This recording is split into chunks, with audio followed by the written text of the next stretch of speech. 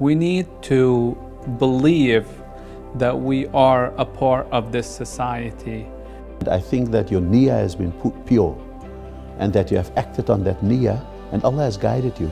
And Allah tells us in the Quran, when you walk in my way, I will show you the way. You see evolution, you see growth, things do get better with time. I think the programs that you have developed and the direction in which you're going in, I think it reflects the goals in which Muslims should strive for collectively.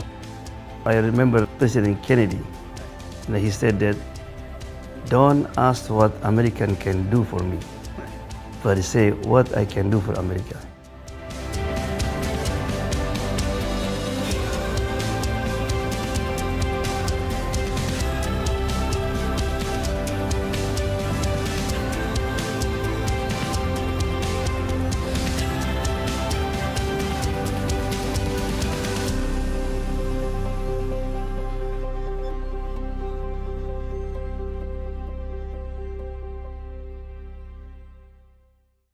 We have come up with 4 key cornerstones: faith, outbound good, inbound good, and model citizen. Faith is the foundation on which we stand. There are certain foundations for an organization to be successful in our spiritual world. Number 1, inclusiveness. Everyone in our community needs to be involved. Number 2, the empowerment of women. Our sisters must be involved in the process. Number 3, a good democratic foundation and good governance so that we are able to reflect all the different opinions and different approaches in our community.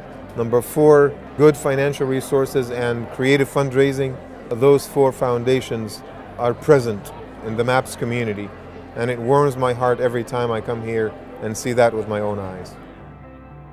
Prophet ﷺ, before he became the Prophet, for the first 40 years of his life, was actually a great human being, a trustworthy person, and sets us as a great example for us to how do we create the outbound impact in the society that we live in. Some of the examples of the things that we do are we connect with homelessness in Seattle.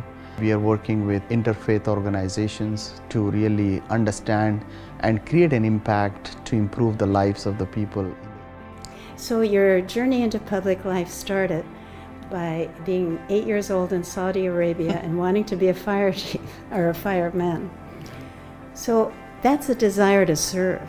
That's a beautiful quality. How can we encourage that quality in our young people and not so young people? How can we move more in the direction of that natural longing?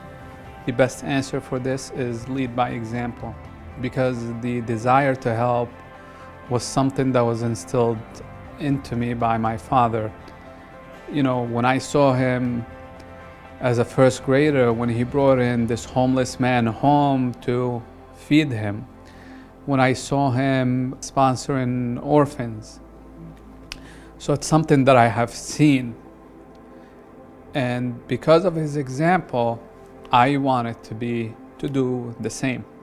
So I think the answer is we need to lead by example. We need to show our kids what is it that we expect them to do for society. You know, when somebody asked Rasulullah ﷺ, he said, who's the most beloved people to Allah?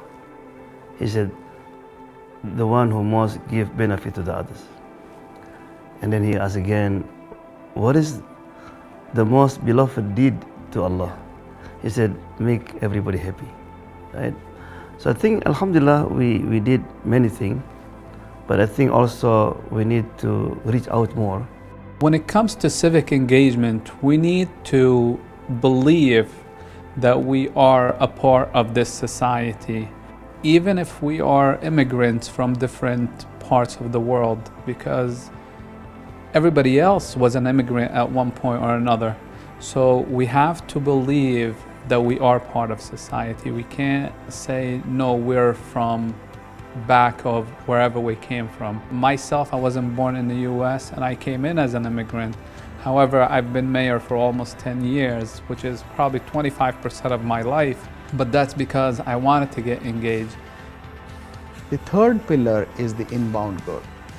We are always trying our best to learn from our surrounding.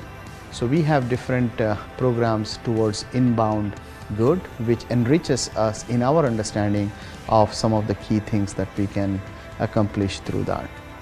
So Brother Amir, can you help us understand how long Islam has been in America? Yeah, mashallah. Islam really been in America for at least 7 centuries. The earliest documents that we found here is in the 1500s with a Muslim coming here named Estebanico. He's credited with discovering Arizona and New Mexico. We had an early Muslim document written in 1753 to Muslims petitioning the government for their freedom. So Muslims have been part of the American fabric for hundreds and hundreds of years.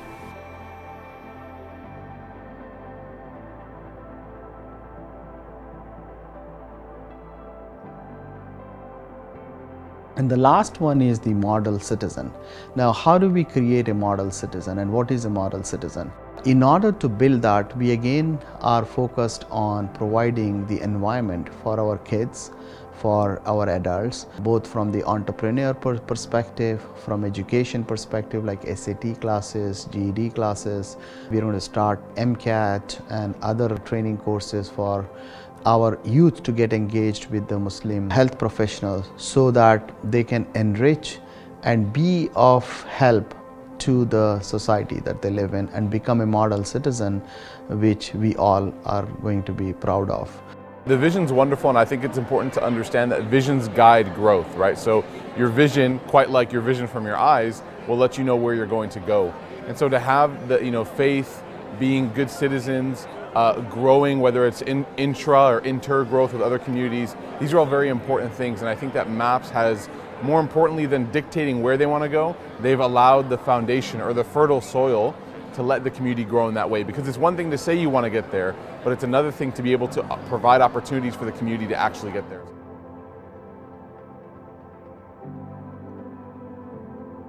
And so the masjid and MAPS is like an anchor. It gives you a long rope to go out as far as what you can, but the anchor remains on this piece of property.